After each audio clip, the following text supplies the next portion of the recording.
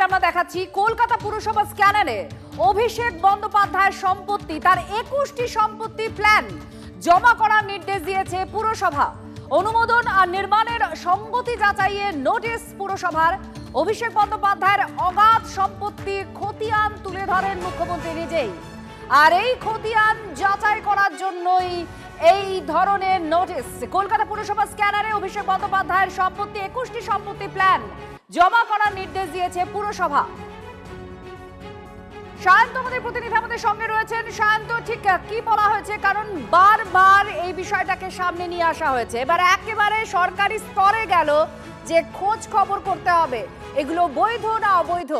কি জানা যাচ্ছে, কি বলা হয়েছে?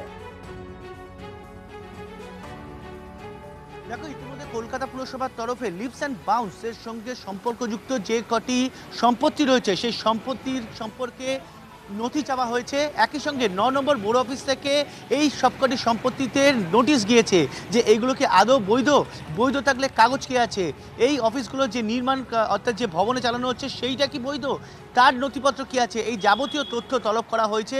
এবং পুরসভার তরফে কিন্তু নির্দিষ্ট করে বলে দেওয়া হয়েছে যে 10 থেকে 15 দিনের মধ্যেই যাবতীয় নথি জমা দিতে হবে। অর্থাৎ বলা চলে যে তৃণমূলের এমপি অভিষেক বন্দ্যোপাধ্যায়ের সম্পত্তি কিন্তু কলকাতা পুরসভার রেডারে, অর্থাৎ স্ক্যানারের থেকেই যাবতীয় নথি ছেকে বেরিয়ে আসে, একদম বেরিয়ে আসবে যে আদৌ সেগুলো বৈধ। যে এতদিনের মধ্যে জমা দিতে হবে এই সংক্রান্ত বিষয়গুলো। দেখো, যেটা কলকাতা পুরসভা সূত্রের খবর, এই ধরনের নোটিশ পাঠানো হলে ন্যূনতম 15 দিন সময় দেওয়া হয়ে থাকে।